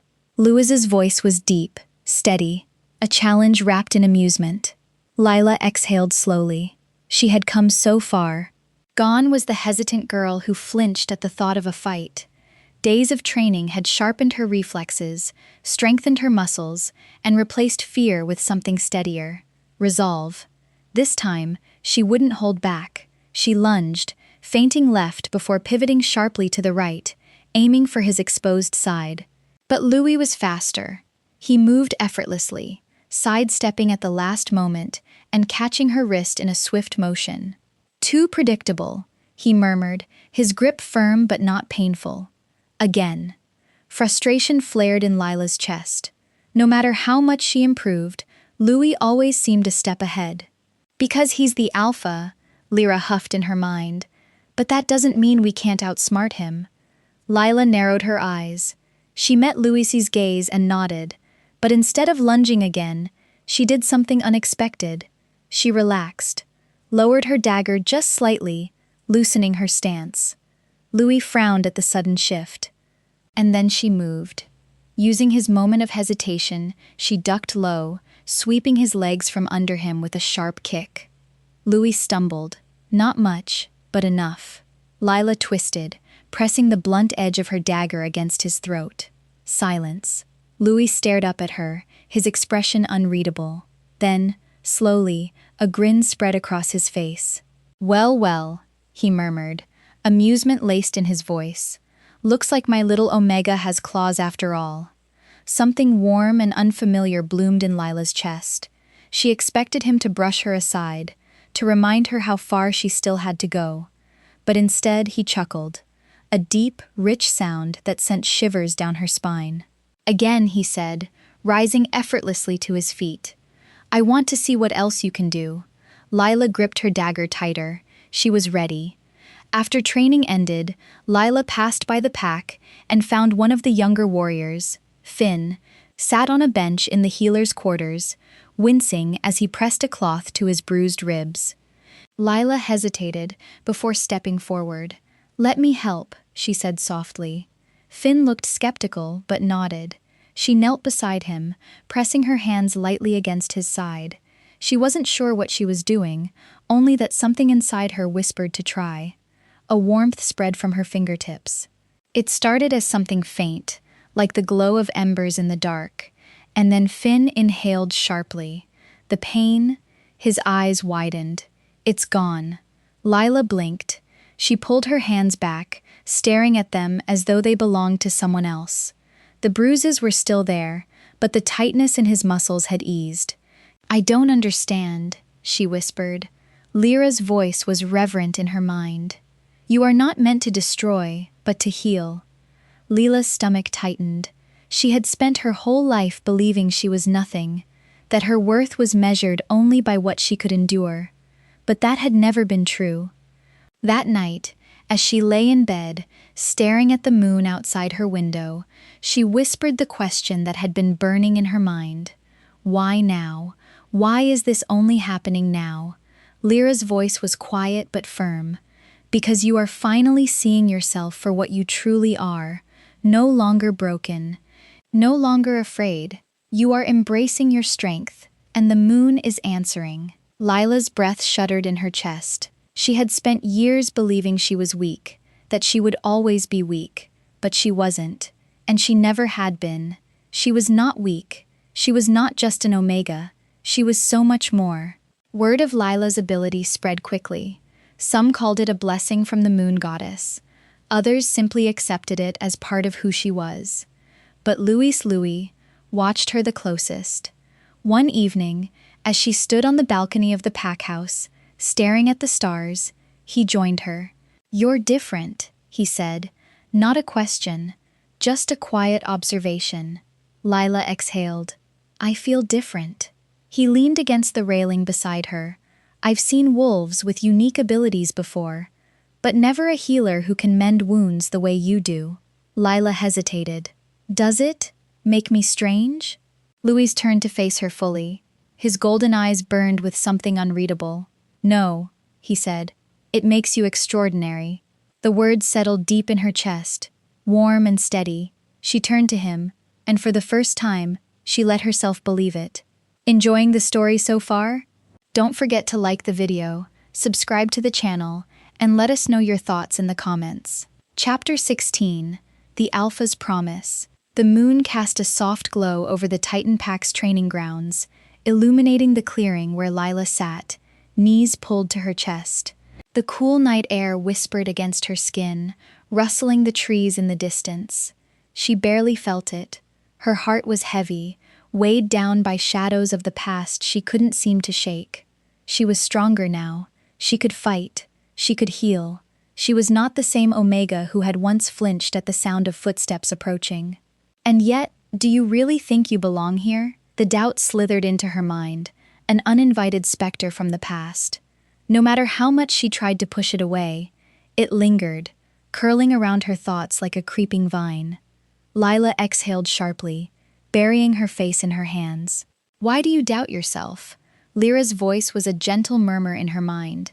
Because I don't know if I'll ever truly be enough. Lyra sighed. You are more than enough. You have always been more. Lila wanted to believe her, but the scars of rejection ran deep. For so long she had been unwanted, beaten down, forgotten. Could she truly believe that someone as powerful as Louis, the unshakable alpha, the man who had vowed to protect her, would never change his mind? What if he realizes I'm not worthy of him? Louis found her before she even sensed his presence. She should have been startled. But something about his presence had always been different. Never an intrusion, never unwelcome. Without a word, he sat beside her, his warmth chasing away the night's chill. He didn't speak immediately. He didn't pry. He just waited. Then, quietly, he murmured, "Talk to me, little wolf." Lila swallowed hard. She wanted to tell him she was fine, but she wasn't, and he deserved the truth. She hesitated, gripping her arms tightly. "I don't know if I belong here." Louis's brow furrowed. "Why would you say that?" Lila bit her lip. "I know I've grown. I know I'm not the same Omega I was before. But sometimes," her voice wavered, "sometimes I feel like I'm just waiting for it all to be taken away. Like one day, you'll wake up and realize that I'm not strong enough, that I don't deserve this, deserve you." A muscle in Louis's jaw twitched. "Lila." His voice was rough, edged with something she couldn't quite name. He turned to face her fully, his hand lifting to cup her cheek, tilting her face toward him. His touch was warm, grounding. "I need you to listen to me," he said, his thumb tracing slow, soothing circles against her skin. "There is nothing in this world that could make me stop wanting you." Lila's breath hitched. Louis exhaled slowly, as if reining in something deeper. "I know what they did to you. I know the scars they left, ones that don't just fade with time." His golden eyes darkened, anger flickering behind them. Not at her, never at her, but at the ghosts of her past. "But you are not weak, Lila." His voice softened, but the intensity never wavered. "You are strong in ways even I can't understand. And if you think, even for a second, that I would ever see you as anything less than extraordinary," he shook his head, "then I have failed to show you just how much you mean to me." Lila's throat tightened. He wasn't just saying it to comfort her. She could feel the truth in his words, in the way his gaze never wavered, in the way his touch was firm but never forceful. Tears pricked at her eyes. "I don't know how to stop doubting," she admitted, voice barely above a whisper. Louis gave a small, knowing smile. "Then let me remind you, every day, if I have to." Her breath shuddered. "Lila," he continued, his hand moving from her cheek to grasp her hand in his. "You are mine, my mate, my Luna, my heart." His fingers tightened. "And I will never let anything, anyone, hurt you again." Lila's chest ached. She wanted to believe him. And deep down, she did. Lyra stirred within her. "He speaks the truth. He would burn the world for us." Lila closed her eyes briefly, letting the warmth of their bond settle over her. When she opened them, she found Louis still watching her, waiting. Slowly she turned her hand, intertwining their fingers. "Promise?" Louis's lips curled slightly, but his eyes remained serious. "I swear it," he murmured. And Lila knew. He meant every word. The next morning, Louis met her in the training grounds, but instead of sparring, he led her past the open field, deeper into the woods. Lila followed without question, though curiosity bloomed in her chest. After a few minutes of walking, Louis stopped beside a large, ancient oak tree. Its massive roots twisted through the earth like veins, its branches reaching toward the heavens. This tree has stood for centuries, Louis said, placing a hand against the rough bark. It has weathered storms, seen battles, endured fire, and yet, it still stands. Lila frowned slightly. Louis, why? You are like this tree, Lila. He turned to her, his golden eyes glowing faintly in the morning light. You've been hurt. You've faced storms most wolves wouldn't survive. He took a step closer, brushing a stray curl from her face. But you're still standing. Lila swallowed hard. You think your scars make you unworthy, Louis continued, but they are proof of your strength, proof that you are more than what was done to you. Lila's breath hitched. She had spent so long believing her past defined her, that it made her less. But what if Louis was right? What if her survival wasn't a weakness, but a testament to her strength? Slowly, she reached out, pressing her palm against the tree. The bark was rough beneath her fingertips, solid and unyielding. Like her, Lyra's voice was a whisper in her mind. We are not broken.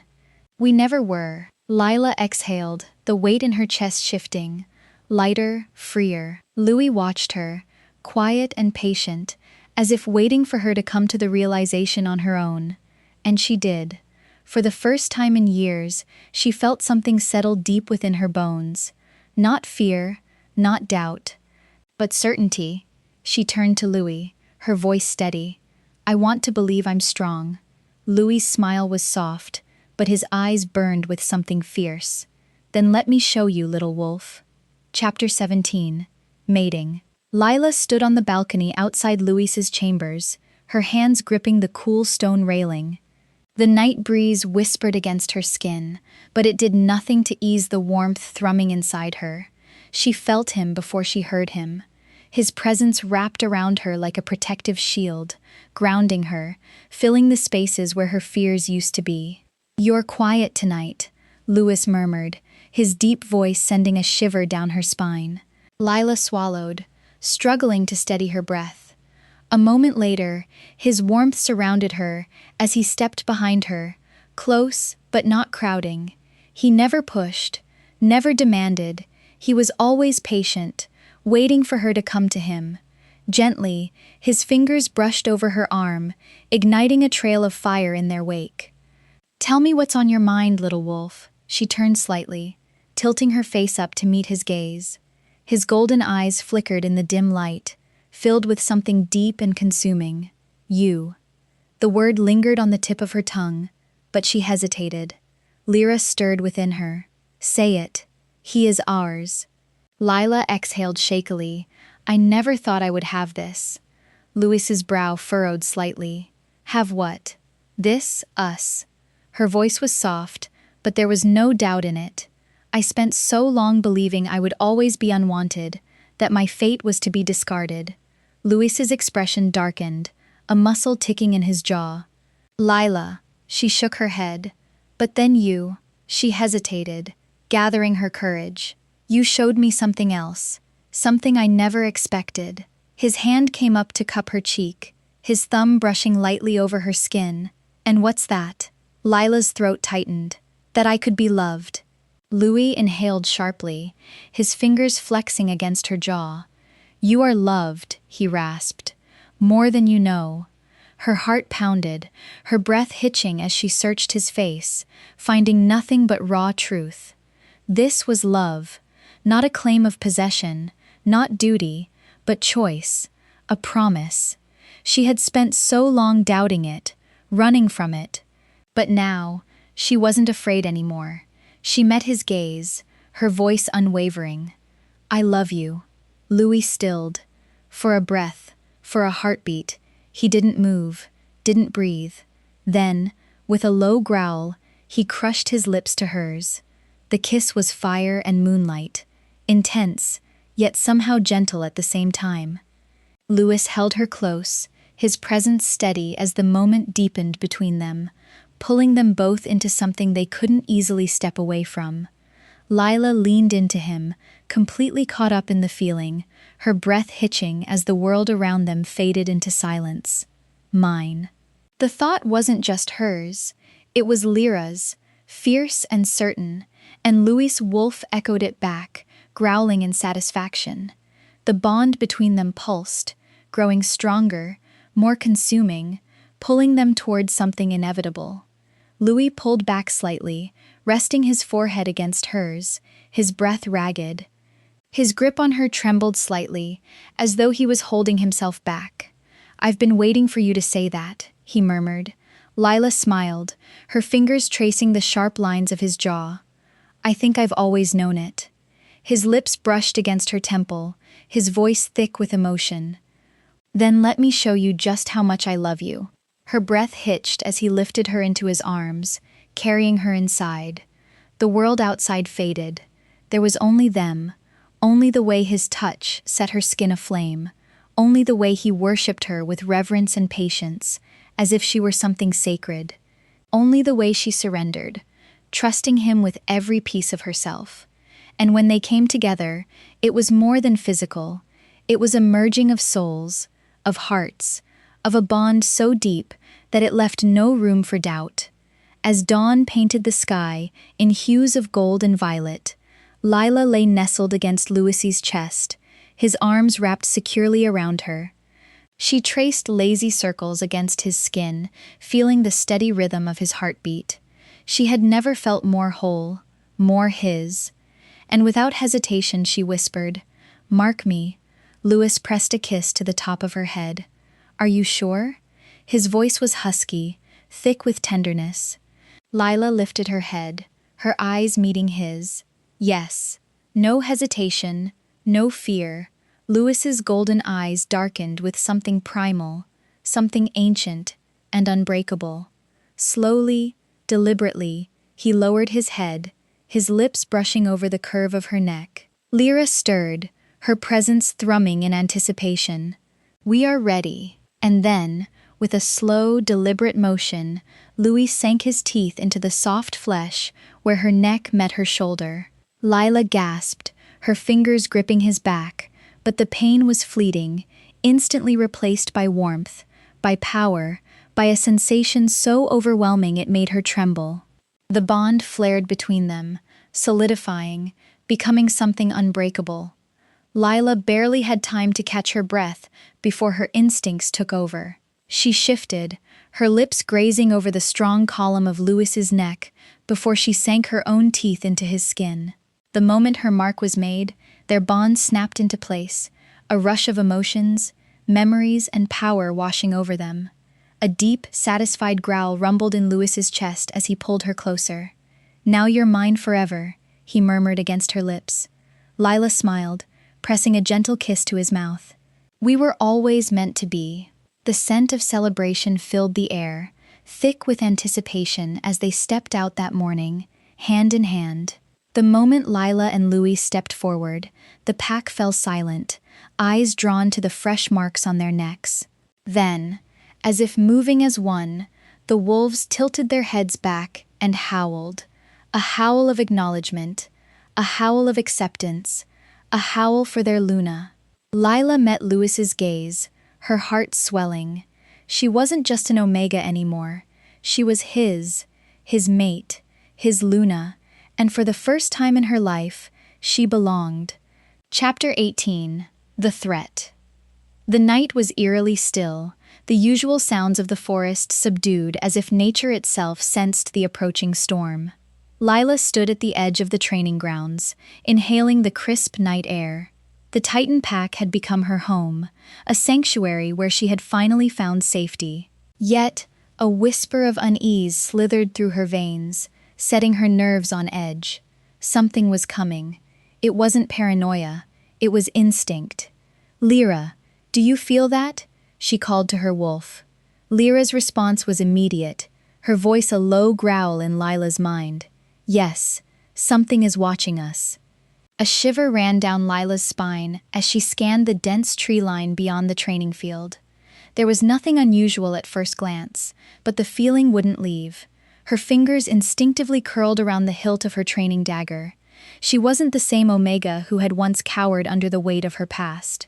She was stronger now, and she was ready. "Lila?" She turned at the sound of Louis's deep voice. His golden eyes were sharp, instantly locking onto her tense posture. He approached with quiet authority, his presence like a steadying force against the unease swirling in her chest. "What's wrong?" he asked, his voice calm but cautious. She hesitated before shaking her head. "I don't know. Something feels off." Louis's jaw tightened. He had learned to trust her instincts, especially after witnessing her heightened sensitivity to energy shifts within the pack. "You're not the only one who feels it," he admitted, his voice dropping lower. Lila frowned. "What do you mean?" Louis exhaled, his expression darkening. "Scouts reported signs of unfamiliar wolves near our borders. No direct confrontation yet, but they're watching us." A chill ran through her. Her past was catching up. "You think it's them, don't you?" she whispered. "The timing is too perfect to be a coincidence." Lila's stomach twisted.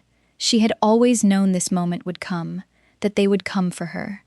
Later that evening, the Titan pack gathered in the main hall. The air was thick with tension, warriors murmuring in hushed voices, their expressions wary. Then, the doors burst open. A scout stumbled in, panting and disheveled, his face pale with urgency. "Alpha," he gasped, clutching a torn piece of parchment in his trembling hands. "We found something." Louis stepped forward, his presence commanding as he snatched the note. Silence fell over the room as he unfolded it, his expression darkening with each word. Lila stepped closer, her heartbeat hammering as she read over his shoulder. "You have something that belongs to us. Surrender the Omega, or we will come for her." A hush settled over the pack, thick with the weight of unspoken tension. A low growl rumbled from Louis's chest, his hands crumpling the note into a fist.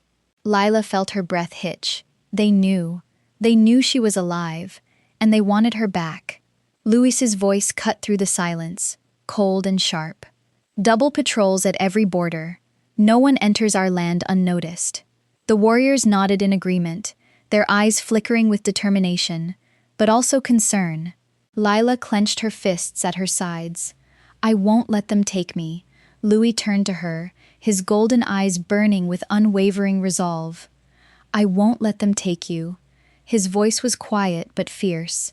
Lila swallowed hard. "They think I'm still weak." Louis stepped closer, lifting her chin gently with his fingers. "You're not." But doubt gnawed at her. Even after everything, a part of her still feared them, feared the power her old pack had over her. Lyra growled inside her. "You are not the same Omega. You are stronger now." She wanted to believe it.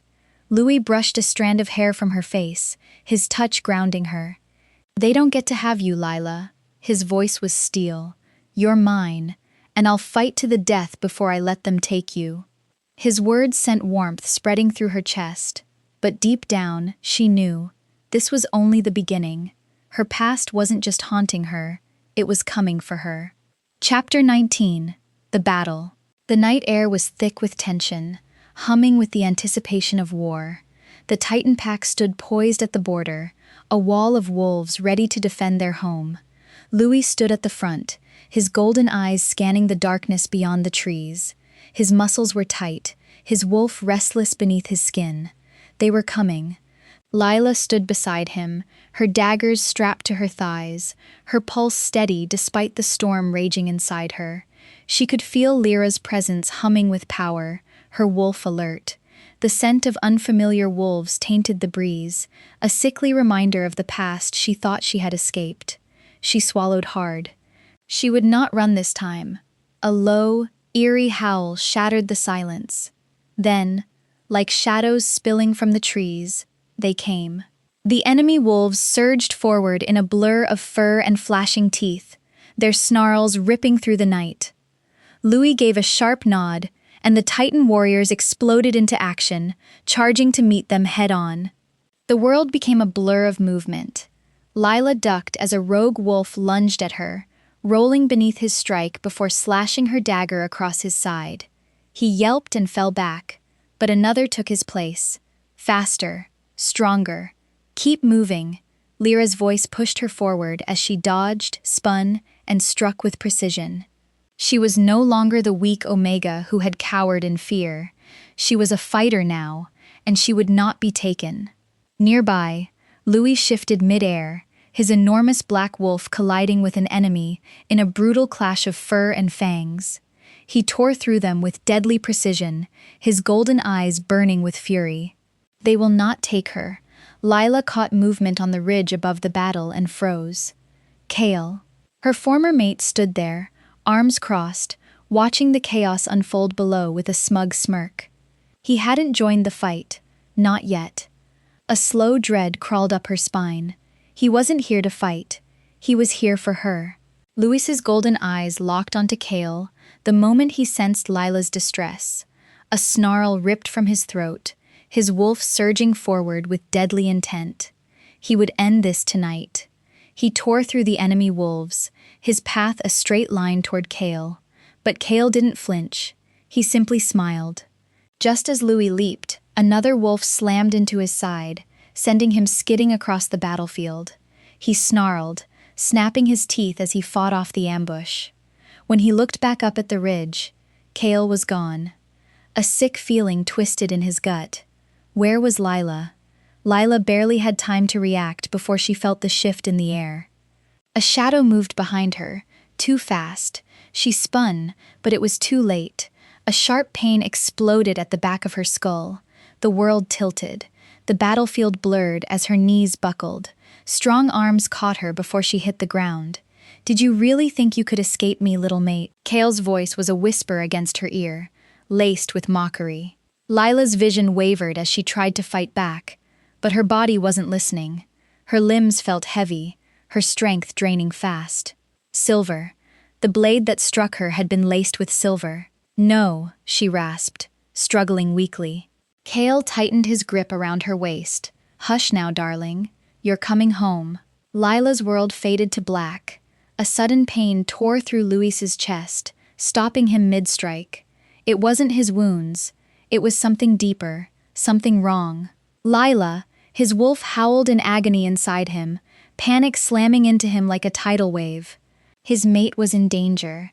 His head snapped toward where she had been fighting, only to see an empty space. His heart stopped. A scent caught his nose. Kale, and Lila's blood. "No," he growled, shifting back into his human form.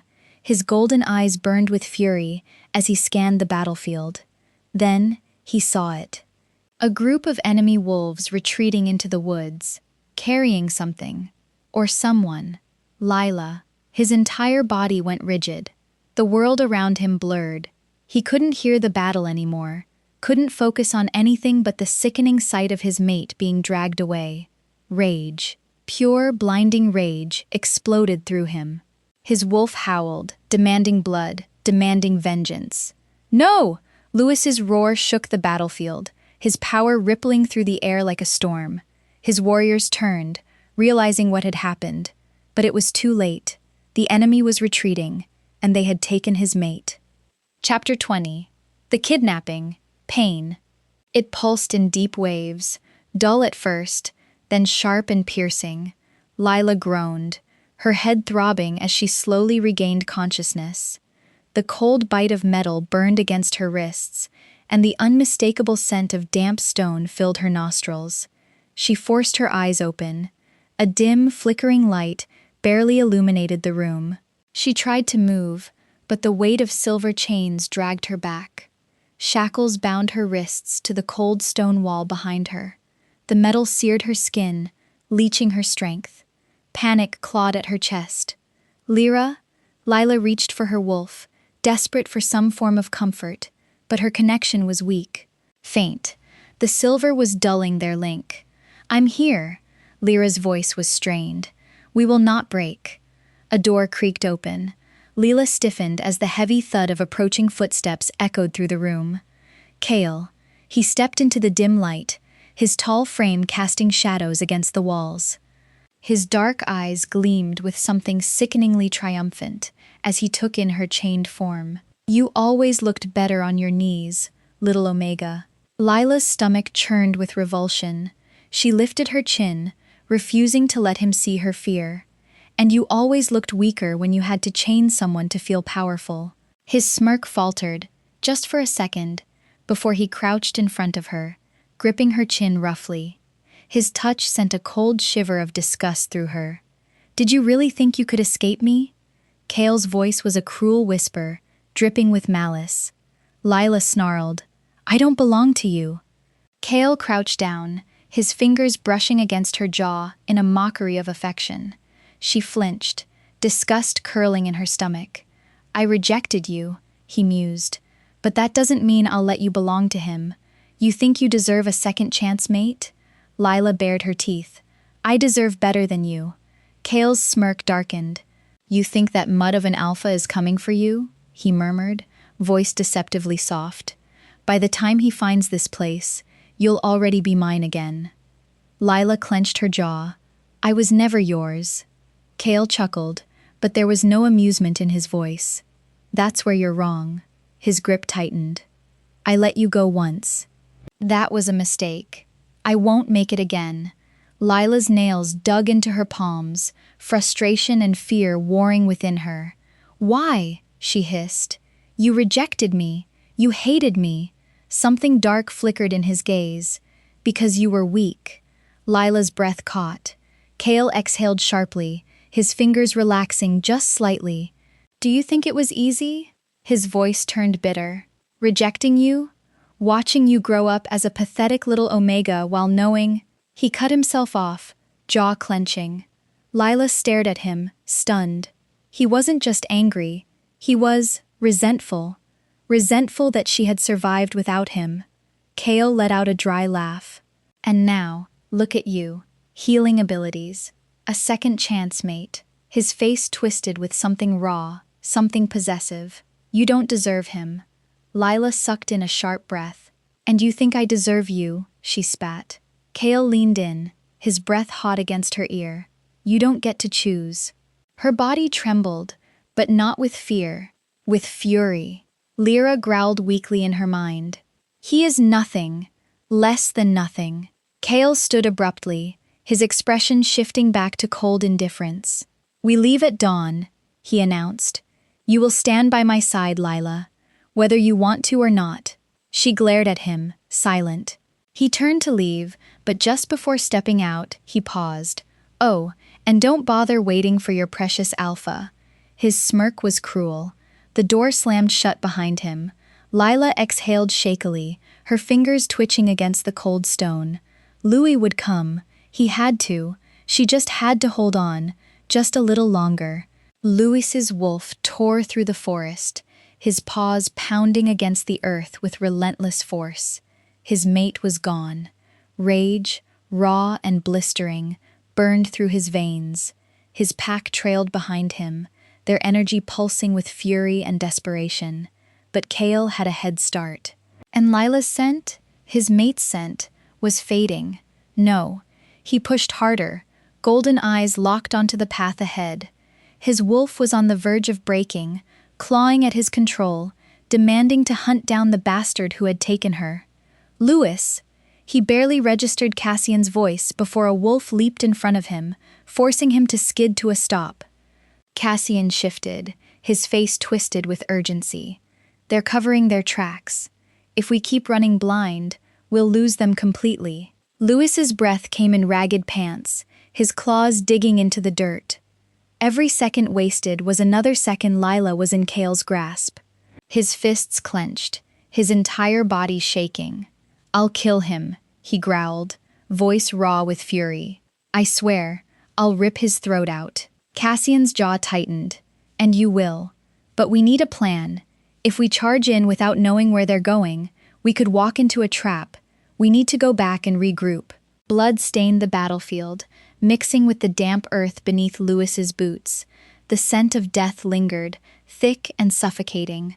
Wolves moved through the carnage, tending to the wounded, dragging away the dead. But Louis saw none of it. He only saw her, the empty space where she should be. His mate was gone. A sharp pain coiled around his chest, deeper than any wound. His hands trembled at his sides, claws still slick with the blood of Kale's wolves. He could still feel her. Through their bond, Through the fraying connection between them, he could feel her. She was afraid. She was in pain. And he wasn't there. Cassian approached carefully, his face grim. "We've confirmed it," he said. Kale's wolves retreated north. Louis's wolf snarled violently, pushing against his skin, demanding blood. "Where?" His voice was hoarse, raw. Cassian hesitated. "We're working on it." Louis's control snapped. He lunged, grabbing Cassian by the collar, his golden eyes burning. "Find her now." His voice was barely human, his wolf bleeding into his words. Cassian didn't flinch. "We will, Alpha. But if you lose control now, you won't be able to save her." Louis's hands shook, his breathing ragged. His wolf howled in his mind. "Mate is gone. Must find her. Must kill." Louis squeezed his eyes shut. I know. He forced himself to release Cassian, his chest heaving. "Get scouts on every border," he ordered. "Every rogue den, every goddamn cave in these lands. I don't care what it takes. Find her." Cassian nodded. "We will." Louis turned away, his fists clenching so tightly his claws bit into his palms. His mate had been taken from him. He had failed her. But Kale had made a grave mistake. He had stolen what belonged to the Titan Pack's Alpha, and Louis would burn the entire world to get her back. Enjoying the story so far? Don't forget to like the video, subscribe to the channel, and let us know your thoughts in the comments. Chapter 21, The Rescue. Louis's pack moved under the cover of darkness, their eyes glowing in the moonlight. The enemy's fortress loomed ahead, surrounded by warriors standing guard. They had no idea what was coming. Louis's wolf prowled beneath his skin, a beast of wrath and hunger. "We get her back. We end them all." "We will," Louis promised his wolf, his voice a guttural snarl in his mind. His golden eyes glowed in the moonlight as he turned to his warriors.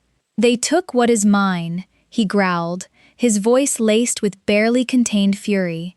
"They think they can steal our Luna and live." A low, collective growl rumbled through the pack.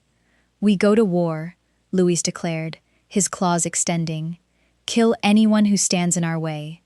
His warriors let out a deafening roar, ready to follow their alpha into hell itself. The attack was swift and brutal. His warriors tore through the guards, taking them down before alarms could be raised. The scent of blood filled the air, the ground trembling beneath the weight of the battle. Louis didn't slow. He could feel her now. Lila, her scent, faint but unmistakable, called to him like a beacon. He charged through the fortress doors, breaking them down with a single powerful strike. The halls were filled with enemy wolves, but none of them were fast enough to stop him. He tore through them, his claws ripping through flesh, his eyes burning with only one thought: get to her. The walls trembled with the force of the battle raging outside. The sounds of snarls and clashing bodies reached Lila's ears, igniting a fire in her chest. Louis is here. Hope surged through her veins, but she couldn't wait for him. Her wrists ached, the silver burning into her skin, but she refused to surrender.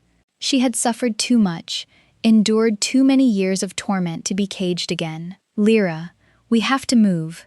Then break them," her wolf growled. With a deep breath, Lila gritted her teeth and pulled, ignoring the searing agony as she wrenched her wrists forward with all the strength she had. The metal bit into her skin, but then, snap. The chains fell. Before she could savor her freedom, the door flew open. Kale, his dark eyes flickered with rage as he took in the broken chains, the fire burning in Lila's gaze. "You think you can leave me, little Omega?" he sneered. "You think he can save you?" Lila bared her teeth. "Watch me."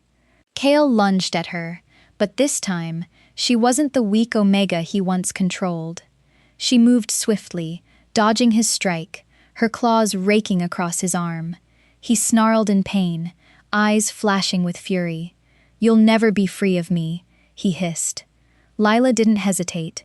She grabbed a fallen dagger and plunged it into his shoulder.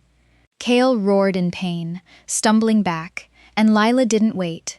She ran down the stone corridors, her heart pounding. The battle was everywhere now. Wolves fighting, blood staining the floors. Then she saw him, Louis, their eyes locked. Relief flooded her so intensely she almost collapsed. But then, Cale was behind her, a blade in his hand, aiming for her back. Lila barely had time to react, but Louis was faster. With a roar that shook the walls, he tackled Cale, slamming him into the stone. The blade clattered to the ground. Cale gasped, but Louis didn't let him breathe. "You touched my mate," he snarled. Cale coughed, blood trickling down his chin. "She was mine first." The words sealed his fate. Louis's claws plunged into Cale's chest. Cale choked, eyes wide with shock, his lips parting in a silent plea. Louis leaned in, his voice a whisper of pure, lethal promise. "You were never worthy of her." With one final brutal twist, it was over. Cale collapsed, lifeless. Louis turned just as Lila reached his side, and the moment her arms wrapped around him, Louis's world steadied. She was warm. She was alive. Lila clung to him, her fingers gripping his shoulders as if she'd never let go. "I knew you'd come," she whispered against his chest. Louis pulled back just enough to look into her eyes. "I should have protected you," he rasped, his voice raw with guilt. "I let them take you." Lila cupped his face, her touch gentle despite the battle raging around them. "You did protect me," she murmured. "You came for me.